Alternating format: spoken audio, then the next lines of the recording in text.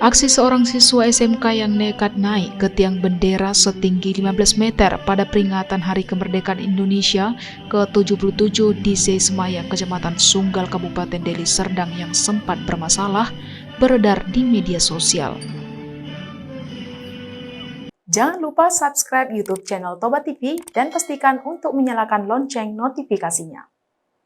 Seorang siswa SMK Taman Siswa Diski Kabupaten Deli Serdang bernama Randu Kirana dianggap pahlawan karena melakukan aksi heroik dan berhasil memperbaiki bendera yang tersangkut hingga upacara pengibaran bendera bisa dilaksanakan.